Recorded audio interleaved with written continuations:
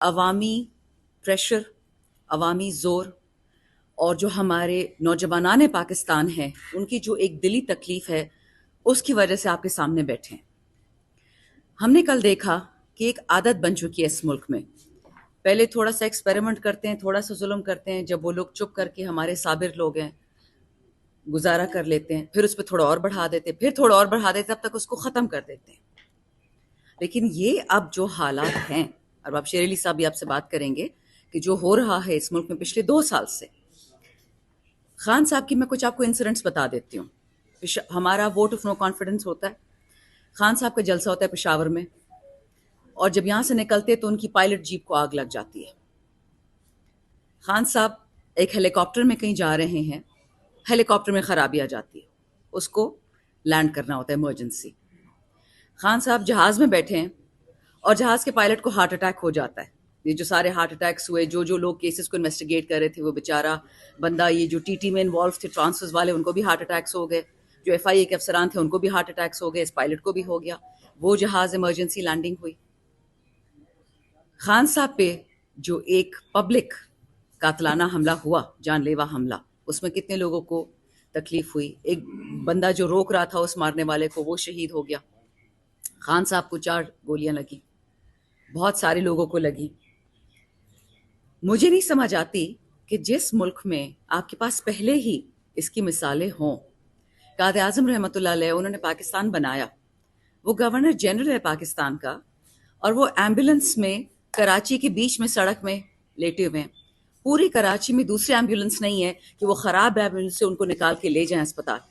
4 گھنٹے وہ وہاں پہ، جب ان کی حالت خراب ہوتی ہے وہ دم توڑ دیتے ہیں پھر اسپتال میں۔ اسی آدمی کی بہن فاطمہ جناح، اس کو غدار قرار دیا گیا، اس کو بھی قتل کیا گیا، اور اس قتل کے کوئی کتاب جو لکھے کبھی، لیکن کچھ وکلاء بھی زندہ ہیں اس زمانے کے، ان سے کبھی ڈرائنگ روم کی آپ باتیں کریں، آپ کو پتہ چلے گا۔ لیاقت علی خان اپوز کر رہے تھے ایک بیرونی ایجنڈا، ان کو کہا گیا تھا کہ آر سی ڈی اور یہ جو ہمارا ترکی، ایران اور پاکستان کا اکنامک کوریڈور بننا تھا، آج سے کتنے سال پہلے، اس کو سکٹل کر دیں، آر سی ڈی کو ختم کر دیں۔ جب وہ نہیں مانے، وہ بھی شہید ہو گئے، آج تک پتہ نہیں چلا۔ یہ وزیر اعظم تھے آپ کے ملک کے، یہ بدقسمت پاکستان ہے۔ فاسٹ فارورڈ کرے بھٹو صاحب پہ، بھٹو صاحب کا تو سب کو ہی پتہ ہے کہ ان کی شہادت کیسے ہوئی، پھر ان کی بیٹی کی شہادت کیسے ہوئی۔ جنرل ضیاء کو میں مینشن ضرور کروں گی کہ جب بیرونی طاقتوں نے، قوت نے ان کا کام لے لیا تو ان کو فارغ بھی کر دیا، اللہ ان کو بھی اب بخشے۔ کب تک پاکستان میں یہ نظام ہوگا کہ اگر ملک کا سربراہ ہی محفوظ نہیں ہے تو ہم سب کی کیا اوقات ہے؟ ہمیں کون پناہ دے گا؟ یہ اتنی ساری جو آپ کی لا انفورسمنٹ ایجنسیز ہیں وہ کیا کر رہی ہیں پھر؟ یہ ایک لمحہ فکری ہے ہم سب کے لیے، عوام کے لیے، جرنلسٹ کے لیے، ساری دنیا کے لیے، کہ کیا اگر اس ملک کا وزیر اعظم، اس کی زندگی کو تھریٹ ہے۔ اب ایک عجیب سا ڈرامہ ہوا، ہم نے دیکھا اڈیالہ کے باہر، اڈیالہ کے اندر ایک ہفتے 2 لوگ سنا ہے کہ قتل ہوئے، اگلے ہفتے دوبارہ 3 لوگ۔ جب ہم نے جا کے پوچھا اڈیالہ میں تو سپرنٹینڈنٹ صاحب نے بتایا کہ میم وہ کچھ پاگل لوگ تھے۔ میں نے بہت دل کیا، لیکن میں ان کی عزت کرتی ہوں تو میں زیادہ نہیں بولی، بٹ پاگل لوگ جیل میں کیا کرتے ہیں؟ ان کو تو پاگل خانے بھیجے یہاں۔ پھر اس کے بعد جی کچھ اسلحہ، جس طرح بتایا معظم بٹ صاحب نے کہ جی اسلحہ اور بارود ملتا ہے باہر سے اڈیالہ جیل کے۔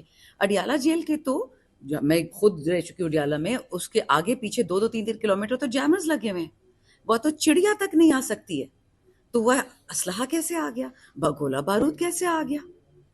اچھا، پھر اس کے بعد لمبے چوڑے چوڑے کوئی آتے ہیں افغانستان سے لوگ، بارڈر پار کر کے، کسی کو پتہ بھی نہیں ہے کیسے آئے ہیں، اور ان کے سر پہ ماسک ڈال کے اور دلہن کو پیار سے اس کو لے کے جاتے ہیں باہر، اور ان کو کہ جی یہ تو اڈیالہ کو اٹیک کرنے آئے تھے یہ دہشت گرد۔ پی ٹی آئی والے، پی ٹی آئی کا جھنڈا تو چھوڑے، کل فلسطین کی ریلی ہوئی ہے، سینیٹر صاحب ہمارے جماعت اسلامی کے، ان کی فیملی کو گاڑی سے اتار دیا، اریسٹ کر دیا گیا کہ آپ فلسطین کے جلسے میں نہیں جائیں گے۔ کیا ہو گیا ہم کو؟ ہم پاگل ہو گئے؟ جو فلسطین کا جھنڈا پکڑ رہا ہے اور پی ٹی آئی کا جھنڈا، اس کو تو آپ جیل میں ڈال دیتے ہو، بال کھینچ کے اس کو لے جاتے ہو، اور جو دہشت گرد اڈیالہ پہ اٹیک کرنے آئے ہیں، میں خان صاحب نہیں کہہ رہی، میں اڈیالہ کہہ رہی ہوں، ان کو آپ دلہنوں کی طرح باہر لے کے جا رہے ہو تاکہ ان کو تکلیف نہ ہو۔ پاکستان میں ہزاروں جیلز ہیں، دہشت گردوں کو اڈیالہ کیوں جانا ہے؟ صرف پنجاب کیوں جانا ہے؟ سمجھ نہیں آئی اب تک اس بات کی۔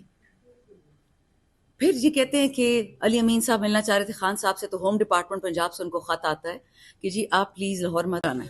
صرف پنجاب کیوں جانا ہے؟ سمجھ نہیں آئی اب تک اس بات کی. پھر یہ کہتے ہیں کہ علی امین صاحب ملنا چاہ رہے تھے خان صاحب سے، تو ہوم ڈپارٹمنٹ پنجاب سے ان کو خط آتا ہے کہ جی آپ پلیز لاہور مت پنجاب مت آئیے، آپ کے لیے خطرہ ہے. وہ چیف منسٹر ہے، اس کا پروٹوکول ہے، پولیس ہے، ایجنسیز ہیں اس کے ساتھ. پھر مجھے ایف آئی اے سے کال آتی ہے، میرا ایک کیس انہوں نے مجھ پہ کیا کہ آپ جی لاہور آئیں. تو میں تو ایک آرڈنری سی ایم اے نہیں ہوں، پھر مجھے لاہور کیوں بلا رہے اگر اتنا خطرہ ہے پی ٹی آئی کے لیے لاہور میں؟ یہ تضادات آپ نوٹ کریں، یہ کس طرف جا رہے ہیں. خان صاحب کی جان کو خطرہ. آج سے مہینہ پہلے ہم آپ کے ساتھ ادھر ہی بیٹھے تھے، بات کر رہے تھے، اور مریم اورنگزیب نے کہا کہ اس فتنے کا سر ہمیں 10 سال پہلے قلم کرنا چاہیے تھا. آپ کو مجھ سے زیادہ پشتو زیادہ انگریزی آتی ہے. سر قلم کرنے کا کیا مطلب ہوتا ہے؟ مار دو نا، سر کاٹ دو. انہوں نے پھر 2-3 دن ایکسپلینیشنز دیتی رہیں صاحبہ کہ اس کا مطلب یہ نہیں ہوتا کہ کسی کو مار دو، اس کا مطلب یہ ہوتا ہے کہ اس کو ذرا سائڈ پہ کر دو. پتہ نہیں کون سی انگریزی ڈکشنری سے ٹرانسلیشن یہ لوگ کر رہے ہوتے ہیں. عام فہم تو یہی اس کا مطلب ہے. 4 دن ہوئے کہ رانا ثنا نے تھریٹ دی ہے، پہلے بھی اس نے دی تھی، یا عمران خان ہوگا یا ہم ہوں گے. اسی طرح مریم نواز کی سٹیٹمنٹس ہیں، وہ ساری ہم آپ کے ساتھ ابھی شیئر کریں گے، ویڈیوز آڈیوز، نواز شریف کی، جاوید لطیف کی، مریم نواز کی، ساری نون لیگ کی. دیکھیں ہمارے ساتھ تو پیپلز پارٹی کی بھی نہیں بنتی، وہاں سے تو کبھی ایسی بات نہیں آتی. مطلب کہنے کا صرف یہ ہے کہ ہم کس کا انتظار کر رہے ہیں، کس چیز کا انتظار ہے. خان صاحب کے ساتھ 200 نقلی اس پہ کیسز کر دی، ایک بن پہ نہیں چپک رہا. جھوٹے دعوے، عجیب عجیب واہیات باتیں ان کی مسز کے بارے میں، ان کے نکاح کے بارے میں. مجھے تو نہیں سمجھ آتی کہ ملک کہاں جا رہا ہے. اخلاقیات کا جنازہ نکل گیا پاکستان میں. کل آپ نے دیکھا لاہور میں کیا ہوا ہے؟ 4 ملازمیں تھیں پاکستانی بچیاں، جو غریب ہوتی ملازمہ ہی کہیں بن سکتی ہے کلب میں، اور وہاں پہ ہم سے جو ایک لوٹا ہو کے گئی تھی ایم پی اے صاحبہ، انہوں نے کہا ہے کہ انہوں نے مجھ سے چوری کی ہے. ان بچوں کو اسٹرپ سرچ کیا گیا ہے. جو جیل سے بچے نکل رہے ہیں اپنی تشدد کی کہانیاں بتا رہے ہیں، وہ ٹوٹ ٹوٹ کے رو رہے ہیں کہ ہمارے ساتھ جیلوں میں کیا ہوا ہے. ان پہ کوئی ایف آئی آر نہیں کٹی ہیں، مجھ پہ کوئی ایف آئی آر نہیں کٹی تھی. صرف آپ کو یہ بتا رہی ہوں کہ جو آپ کا لا اینڈ آرڈر کا سچویشن اس وقت ڈیٹیریٹ ہو گیا ہے، جو کر رہے ہیں، اس میں فائدہ کس کا ہے؟ کسی پاکستانی کا فائدہ اس میں ہے؟ کیا اس میں عمران خان کا فائدہ ہے؟ کیا چاہے وہ نون کا ہو یا پیپل کا ہو یا جے وائی ایف کا ہو یا اے این پی کا ہو، پاکستان میں چوریاں بڑھ جائیں، قتل بڑھ جائیں، ایک فارمر پرائم منسٹر کو جیل میں بیٹھے آپ دھمکیاں دے رہے ہیں، وہ کر کیا رہا ہے؟ آپ سے یہ برداشت نہیں ہو رہا کہ اس کے جیل بیٹھے باوجود اس نے کھمبے کو بھی جب ٹکٹ دیا وہ کھمبا بھی جیت گیا. یہ برداشت نہیں کر پا رہے. ڈونلڈ ٹرمپ کی ہی تقاریر اٹھا کے دیکھ لیں، وہ جو کہہ رہا ہے امریکہ میں، اور کسی کی نہیں سنی تو وہ بھی تو امریکہ ہے نا. باٹم لائن اس وقت ہمارے پاس صرف یہ ہے کہ یہ پاکستان کی جڑوں کو تکلیف پہنچے گی. اگر عمران خان کو کچھ ہوا، پاکستان کی جڑیں ہل جائیں گی. یہ آپ یاد رکھیں، یہ ایک فرد کا مسئلہ نہیں ہے، یہ اس وقت پورے پاکستان کا مسئلہ ہے. میں یہاں پہ اپنی بات روکوں گی اور باب شیر علی صاحب کو انوائٹ کروں گی کہ وہ آئیں اور اپنی جگہ سنبھالیں. شکریہ.